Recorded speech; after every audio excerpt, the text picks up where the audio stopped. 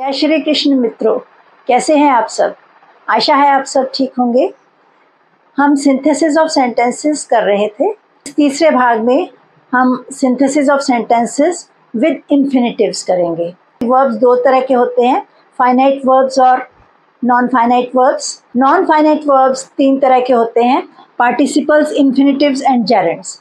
हमने पार्टिसिपल्स के साथ पहले सिंथेसिस ऑफ सेंटेंसेस किया था और आज हम इंफिनिटिव्स के साथ सेंटेंसेस को सिंथेसाइज करना सीखेंगे और उसके बाद हम जेरेंड के साथ सेंटेंसेस को सिंथेसाइज करेंगे। मेन वर्ब के साथ जब हम टू ऐड कर देते हैं, मेन वर्ब या एक्शन वर्ब कह सकते हैं, तो वो इंफिनिटिव बन जाता है।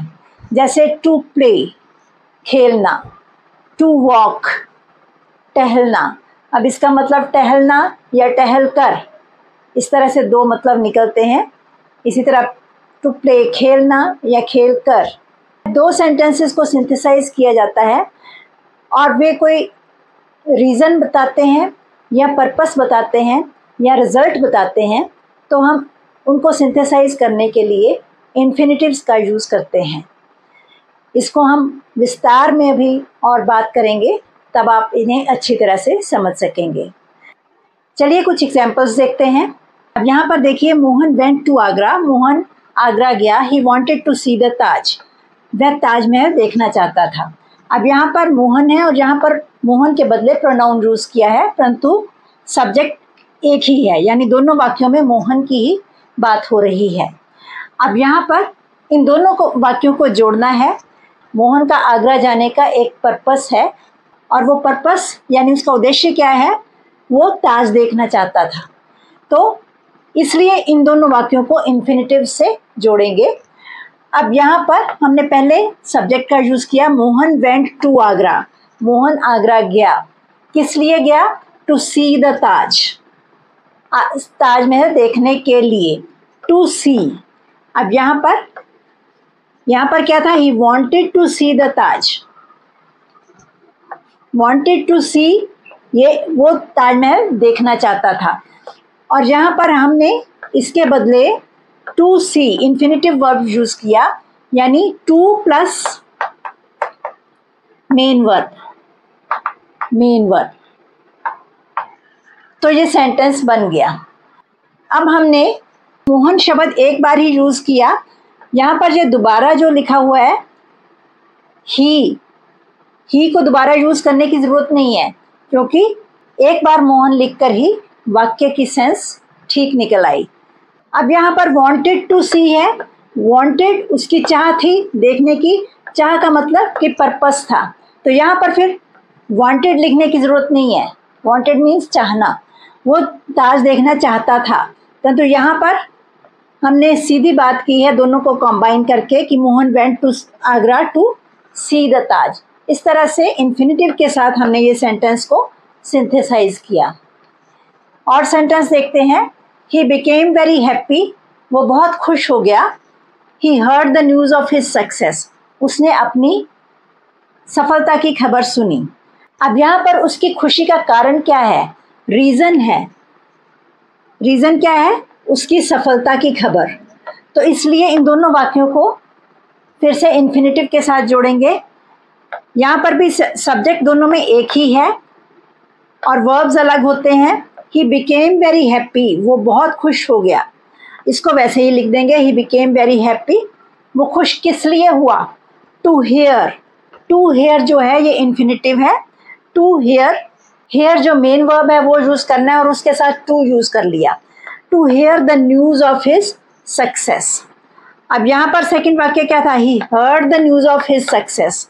हमने दोबारा ही का यूज नहीं किया, क्योंकि दोबारा ही का यूज़ करने की ज़रूरत नहीं है। हमने पहले भी बात की थी कि सिंथेसिस में कुछ शब्द जो छोड़े जा सकते हैं उन्हें हम छोड़ देते हैं ताकि सेंटेंस की सेंस ठीक से निकल सके। He became very happy to hear the news of his success. और एग्जाम्पल्स देखते हैं। Ravi has lots of wealth. Ravi के पास बहुत सा धन है। He can enjoy his life. वो अपनी लाइफ को एंजॉय कर सकता है, लाइफ का आनंद ले सकता है।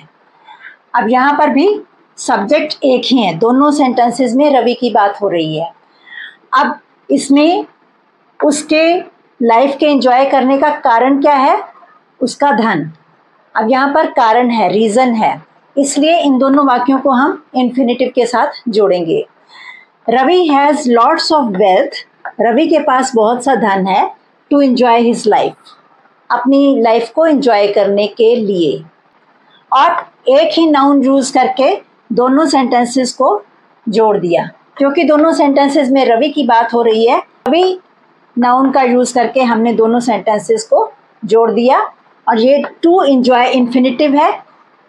टू के साथ हमने वर्ब की फर्स्ट फॉर्म लगाई है। और सेंटेंस देखते हैं। He goes to school, he wants to study, वो स्कूल जाता है, वो पढ़ना चाहता है। He goes to school to study, वो स्कूल जाता है। यहाँ पर भी उसी की बात हो रही है दोनों सेंटेंसेस में। वो स्कूल क्यों जाता है?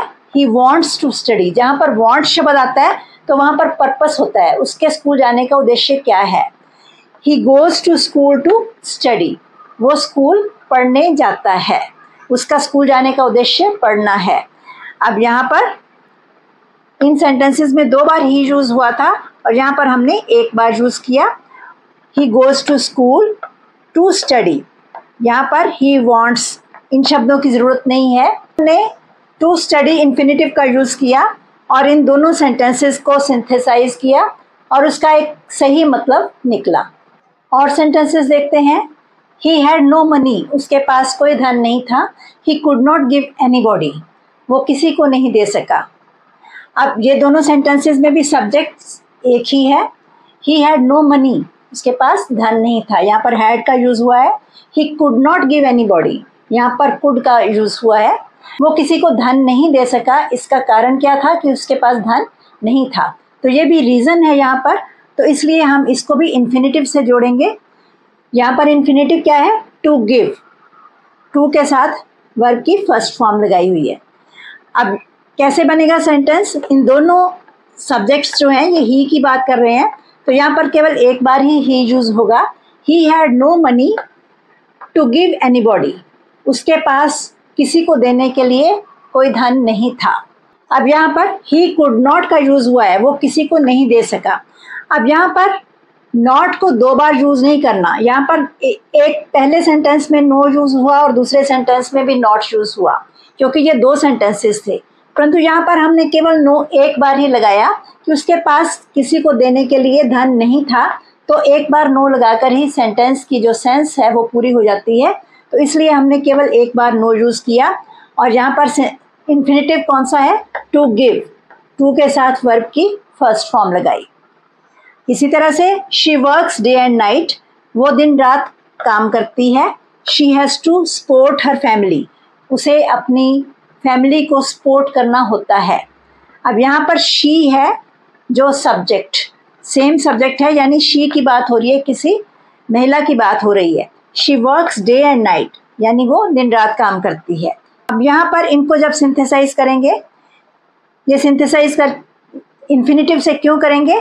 क्योंकि इसमें कारण है, वो दिन रात काम क्यों कर रही है? कारण है कि उसे अपनी फैमिली को सपोर्ट करना है, तो ये रीज़न है, इसलिए इनको हम इन्फिनेटिव्स के साथ सिंथेसाइज करेंगे। She works day and night, पहले तो जो सेंटेंस है वह वैसे ही लिख दिया। पहला जो सेंटेंस है, to support her family. To support, ये सपोर्ट शब्द जो है ये वर्ब की फर्स्ट फॉर्म है, अपनी फैमिली को सपोर्ट करने के लिए, उन्हें सहारा देने के लिए। She works day and night to support her family. अब यहाँ पर कौन से शब्द हमने छोड़ दिए? दो बार हमने शी यूज़ नहीं किया, एक बार ही शी यूज़ किया। और शी हैज़ टू, ये लिखने की ज़रूरत नहीं है, शी हैज़ टू लिखने की ज़रूरत नहीं है, उसे करना पड़ता है। तो यहाँ से रीज़न पता चल रहा है कि वो दिन रात काम करती है, वो सपोर्ट करने के लिए ही करती है, तो शी हैज़ टू लिखने की ज़रूरत नहीं है। She works day and night to support her family, यहाँ पर सीधा इन्फिनेटिव लगा दिया तो वाक्य की सेंस पूरी निकलती है। और सेंटेंसेस देखते हैं, जैसे she will go to Kanpur, वो कानपुर जाएगी। She will see her father there, वो वहाँ अपने पिता को देखेगी। She will go to Kanpur to see her father, वो कानपुर अपने पिता को देखने जाएगी। अब ये सेंटेंसेस देखते हैं, ये 2 सेंटेंसेस थे, इनको सिंथेसाइज करके ये सेंटेंस बना। दोनों में सब्जेक्ट एक ही है, शी। अब यहाँ शी विल गो और यहाँ पर शी विल सी, ये 2 सेंटेंसेस हैं। She will go to Kanpur, उसका कानपुर जाने का पर्पस क्या है?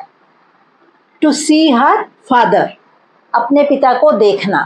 तो ये सिंपल सेंटेंस बन जाएगा, she will go to Kanpur to see her father, वह कानपुर अपने पिता को देखने जाएगी। अब यहाँ पर फादर देयर लिखा हुआ है, तो यहाँ पर देयर लिखने की ज़रूरत नहीं है, क्योंकि हमने पहले ही लिख दिया कि वो कानपुर जाएगी पिता को देखने के लिए, जबकि ये सेंटेंसेस अलग थे, इसलिए यहाँ पर देयर का प्रयोग किया गया था। इसी तरह से अगला सेंटेंस देखते हैं। हरी रैन फास्ट, हरी तेजी से दौड़ा। He wanted to get the first prize, वो प्रथम इनाम पाना चाहता था। Hari ran fast to get the first prize, Hari पहला प्राइज लेने के लिए तेजी से दौड़ा। अब यहाँ पर ये 2 सेंटेंसेस हैं, हरी और ही, इन दोनों में हरी की ही बात हो रही है, ये नाउन है और ये प्रोनाउन है। हरी रैन फास्ट, हरी तेजी से दौड़ा। क्यों दौड़ा? यहाँ पर रीज़न है, रीज़न है तो इसलिए इन्फिनिटिव से इन दोनों को जोड़ेंगे। Hari ran fast to get, ये पाने के लिए, क्या पाने के लिए? The first prize, to get the first prize. अब यहाँ पर टू गेट, गेट की फर्स्ट फॉर्म हमने लगा दी टू के साथ, तो ये सेंटेंस कंप्लीट हो गया। अब यहाँ पर 2 बार हमने, यहाँ पर 2 बार, एक बार हरी है एक बार ही है, हमने केवल एक बार नाउन का यूज़ किया, तो दोबारा हमें ही का यूज़ करने की ज़रूरत नहीं पड़ी। और यहाँ पर ये जो वर्ब वांटेड है, इसको भी हमने हटा दिया कि उसकी जो चाह थी फर्स्ट प्राइज़ लेने की, तो वो जब हमने सिंथेसाइज किया तो उसमें ये चाह पहले ही पता चल गई। हरी रैन फास्ट, हरी तेज दौड़ा, किस लिए? उसकी चाह यहाँ पर सामने आ गई, तो वांटेड लिखने की ज़रूरत नहीं है। To get the first prize, पहला प्राइज़ प्राप्त करने के लिए, तो इसलिए ये ही वांटेड जो ये शब्द हैं ये हमने छोड़ दिए, और फिर भी सेंटेंस का मतलब कंप्लीट हो गया। और सेंटेंस देखते हैं। He could not prepare well for the examination, वो अपने एग्ज़ाम के लिए अच्छी तरह से तैयारी नहीं कर सका। ही हैड नॉट सफिशेंट टाइम, उसके पास पर्याप्त समय नहीं था। अब यहाँ पर फिर से दोनों सब्जेक्ट्स एक ही हैं, ही की बात हो रही है। ही कुड नॉट, वो ऐसा नहीं कर सका। क्या नहीं कर सका? एग्ज़ाम के लिए प्रिपेयर नहीं कर सका। उसका रीज़न क्या था, उसका कारण क्या था? कि उसके पास ज़्यादा समय नहीं था। तो इनको हम फिर से इन्फिनिटिव के साथ जोड़ेंगे। He had not sufficient time to prepare for the examination. अब यहाँ पर हमने जो नीचे वाला सेंटेंस है इसको हम ऊपर ले आए हैं, सेंस ठीक निकलनी चाहिए। इसको इस तरह से भी लिख सकते हैं, ही हैड नॉट सफिशेंट टाइम, उसके पास पर्याप्त समय नहीं था। टू प्रिपेयर, यहाँ पर प्रिपेयर जो शब्द है इसके साथ हमने टू लगाया, इन्फिनिटिव बना दिया। To prepare for the examination, examination की तैयारी करने के लिए। अब इसको हमने, इस सेंटेंस को हमने पहले लिख दिया, इससे कोई फ़र्क नहीं पड़ता।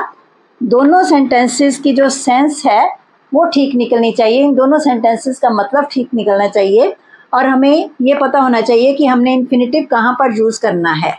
ही हैड नॉट सफिशेंट टाइम, उसके पास पर्याप्त समय नहीं था। To prepare for the examination, examination की तैयारी करने के लिए।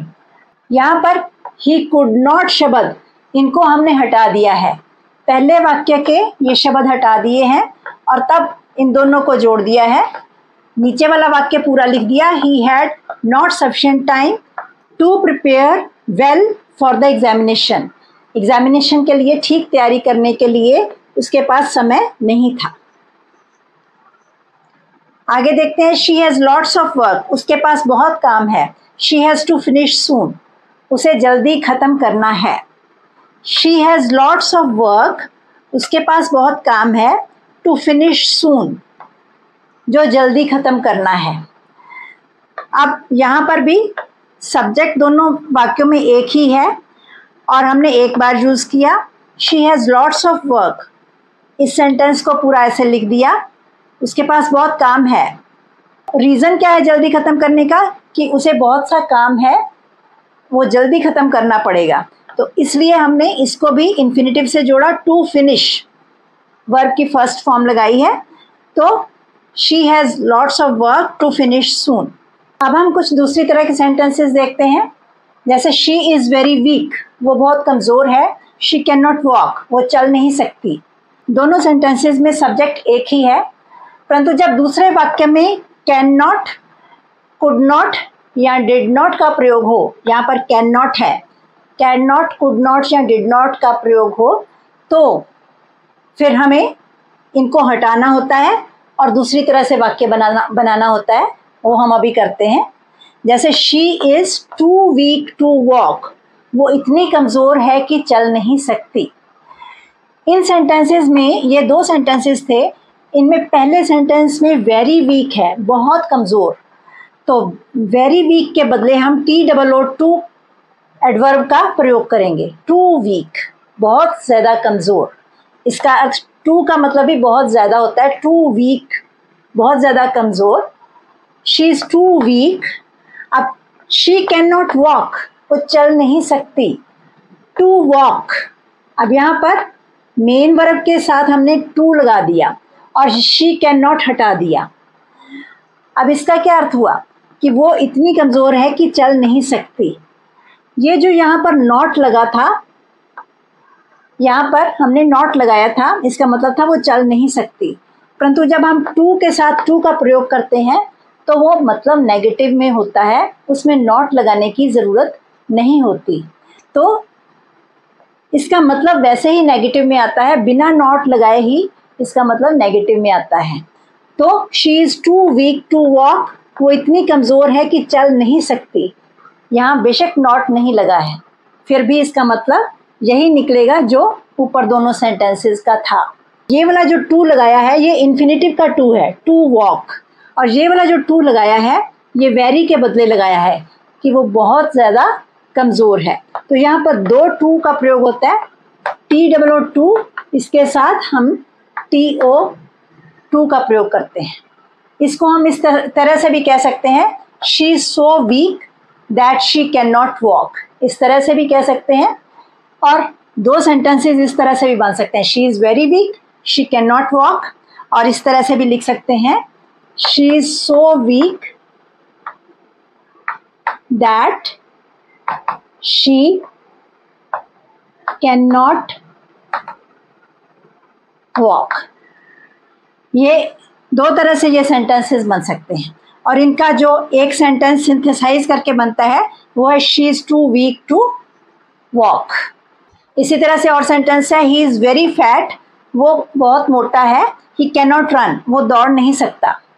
अब यहाँ पर भी वेरी शब्द का इस्तेमाल किया है और यहाँ पर कैन नॉट शब्द का इस्तेमाल किया है। हमने ये सेंटेंसेस टू और टू के साथ जोड़ने हैं, तो he is too fat to run, वो इतना मोटा है कि दौड़ नहीं सकता।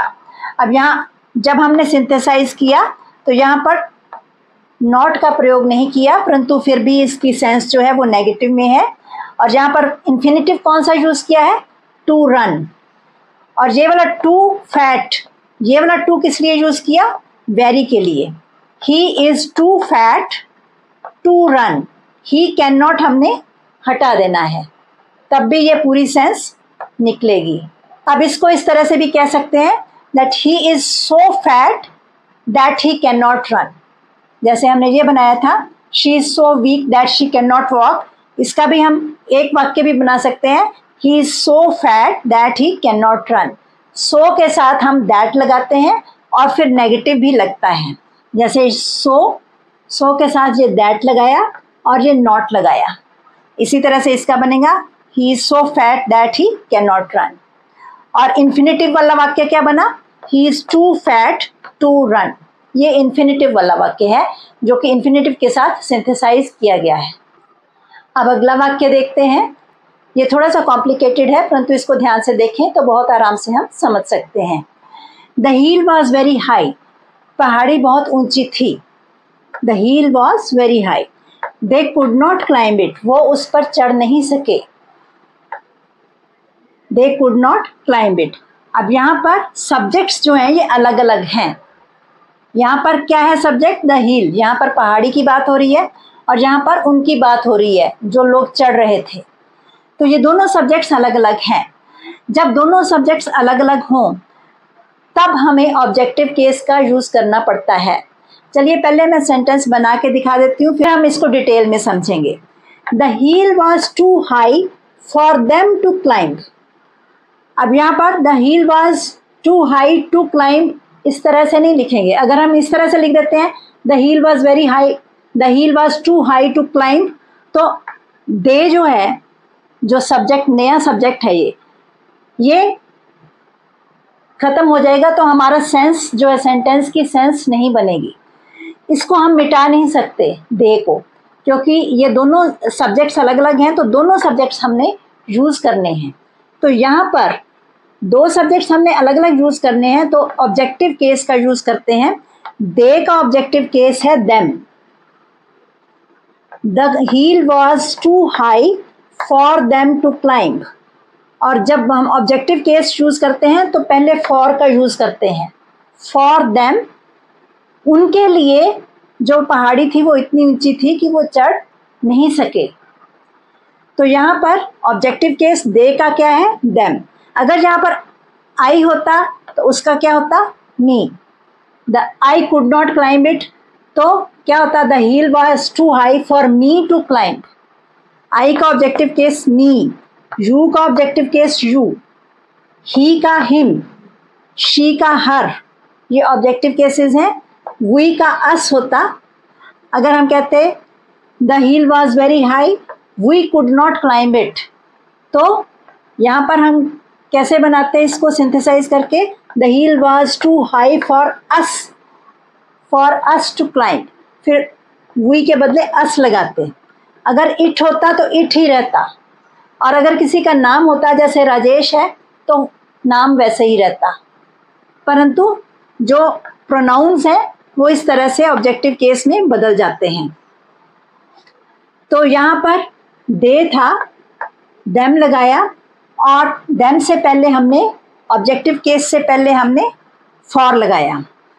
अब फिर से देखते हैं सेंटेंस को। The hill was very high, पहाड़ी बहुत ऊंची थी। द हील वॉज, वेरी के बदले हमने क्या यूज किया? To high. दे, अब ये सब्जेक्ट लगाना जरूरी है, तो ऑब्जेक्टिव केस लगाया, उससे पहले फॉर लगाया। For them to climb, they could not climb it. अब ये नॉट में सेंस होती है तो कुड नॉट लिखने की जरूरत नहीं है, टू क्लाइंब इन्फिनेटिव का यूज कर दिया। और इट भी यूज करने की जरूरत नहीं है, क्योंकि इट किसके लिए यूज हुआ है? इट प्रोनाउन है, ये हील के लिए यूज हुआ है, नाउन के लिए, तो इसको हमने हील पहले ही लिख दिया है, द हील, तो इसलिए इट लिखने की जरूरत नहीं है दोबारा। तो क्या बनेगा? The hill was too high for them to climb. इसका मतलब क्या बना? पहाड़ी बहुत ऊंची थी और वो चढ़ नहीं सके। अब यहाँ पर नॉट, यहाँ पर हमने नॉट का प्रयोग नहीं किया। जैसे मैंने पहले भी बताया, टू और टू वाले वाक्यों में नॉट का प्रयोग नहीं होता, उनकी नेगेटिव सेंस पहले ही होती है। इस तरह के आप कुछ वाक्य करेंगे तो आपका कन्फ्यूज़न दूर होगा। यहाँ पर आप सभी प्रोनाउंस यूज़ करके देखें तो आपको आराम से समझ आ जाएगा। The hill was very high, you could not climb it, तो यू का ऑब्जेक्टिव केस यू ही रहेगा, तो क्या बनेगा? The hill was too high for you to climb, फिर यहाँ पर यू आ जाएगा। इस तरह से आप प्रैक्टिस करें सभी के साथ, सभी प्रोनाउंस के ऑब्जेक्टिव केसेस बनाकर। इसी में एग्जाम्पल को अगर आप ट्राई करेंगे तो ये आपको अच्छी तरह समझ आएगा, और फिर आप और भी एग्जाम्पल्स लिख सकते हैं। अब और एग्जाम्पल देख लेते हैं, बिल्कुल वैसा ही एग्जाम्पल है। The food was very spicy, खाना बहुत मसालेदार था। स्पाइसेस होते हैं मसाले, बहुत मसालेदार था। आई कुड नॉट ईट इट, मैं उसे नहीं खा सका। यहाँ पर सब्जेक्ट्स दोनों के अलग अलग हैं, द फूड, और यहाँ पर सब्जेक्ट है आई। अब यहाँ पर क्या होगा? The food was very spicy, इसको वैसे ही लिख दिया। फॉर मी टू ईट, मेरे लिए खाना बहुत स्पाइसी था और मैं नहीं खा सका। अब यहाँ पर ऑब्जेक्टिव केस क्या यूज़ किया हमने? मी। किसके लिए? आई के लिए। आई के लिए ऑब्जेक्टिव केस मी यूज़ किया और इससे पहले हमने फॉर का यूज़ किया। ये एग्जाम्पल भी वैसे ही है जैसा हमने पहले किया। इस तरह से आप कई एग्जाम्पल्स बना सकते हैं। अब हम इन्फिनेटिव में पैसिव वॉइस की बात करते हैं। जैसे ही हैज़ 3 sons, उसके 3 बेटे हैं। He has to educate them, उसे उनको पढ़ाना है। अब किसने पढ़ाना है? उसके पिता ने पढ़ाना है। ठीक है, तो यहाँ पर दोनों सब्जेक्ट्स एक ही हैं, एक ही की बात हो रही है। अगर ये राम है तो राम ही यहाँ पर लिखेंगे। Ram has 3 sons, Ram has to educate them, तो एक ही इंसान है। अब इस तरह के वाक्य हों कि काम किसी दूसरे के द्वारा किया जाना है तो पैसिव वॉइस होता है। वहाँ पर हम पैसिव इन्फिनेटिव का यूज़ करते हैं। और पैसिव इन्फिनेटिव में टू बी प्लस वर्ब की थर्ड फॉर्म लगाई जाती है। टू बी लगाकर वर्ब की थर्ड फॉर्म लगाई जाती है। अब यहाँ पर ही हैज़ 3 sons, उसके 3 बेटे हैं। He has to educate them, उसने उन्हें एजुकेट करना है। ये उसके पिता ने, उनके पिता ने एजुकेट करना है। तो ये किसी के द्वारा पढ़ाए जाएंगे। तो क्या इसका सिंथेसिस क्या होगा? ही हैज़ 3 sons, उसके 3 बेटे हैं। To be educated, to be के साथ वर्ब की थर्ड फॉर्म लगाई। टू बी एजुकेटेड, उसके 3 बेटे हैं जिनकी पढ़ाई करवाई जानी है, यानी दूसरा उनकी पढ़ाई करवाएगा। तो ये टू बी लगाया। यहाँ पर भी हमने जो ही है, जो सब्जेक्ट है, वो एक बार यूज़ किया। ही हैज़ 3 sons, इसको पूरा लिख दिया। To be educated, to educate them. अब यहाँ पर देम लिखने की ज़रूरत क्यों नहीं है? क्योंकि यहाँ पर 3 sons हमने लिख दिया, तो ये 3 sons की बात हो रही है, तो देम लिखने की ज़रूरत नहीं है। और ही हैज़, ये शब्द लिखने की ज़रूरत नहीं है क्योंकि यहाँ पर ही हैज़ हमने पहले ही लिख दिया, तो दोबारा ही हैज़ लिखने की ज़रूरत नहीं है। इसी तरह से he wanted to educate his son, वो अपने बेटे को पढ़ाना चाहता था। He sent him to America, उसने उसे अमेरिका भेजा। अब इसको, इन दोनों को सिंथेसाइज करना है। अब यहाँ पर भी जो एजुकेशन है वो उसके पिता ने दिलवानी है, तो यहाँ पर भी पैसिव वॉइस यूज होगा। He sent his son to America. ये जो दूसरा वाक्य है इसको पहले लिख देंगे। उसने अपने बेटे को अमेरिका भेजा, ये हम पहले लिख देंगे। क्यों भेजा? To be educated, to be लगाकर वर्ब की थर्ड फॉर्म लगा दी। उसने अपने बेटे को अमेरिका भेजा पढ़ने के लिए, यानी जो पढ़ाई है वो उसके पिता ने करवाई, तो ये पैसिव वॉइस है। तो यहाँ पर टू बी एजुकेटेड का प्रयोग होगा। आप भी इस तरह से सेंटेंसेस इन्फिनेटिव्स के साथ सिंथेसाइज करने की प्रैक्टिस करें। ये जो वीडियो है इसको अपने दोस्तों के साथ भी शेयर करें। कोई भी आपको कन्फ्यूज़न हो तो आप कमेंट सेक्शन में ज़रूर लिखना, और इस चैनल को सब्सक्राइब करना भी नहीं भूलना। अगले वीडियोज़ में हम दूसरे रूल्स के साथ सिंथेसिस कैसे किया जाता है उसके बारे में बात करेंगे। आज के लिए इतना ही। धन्यवाद। Stay blessed.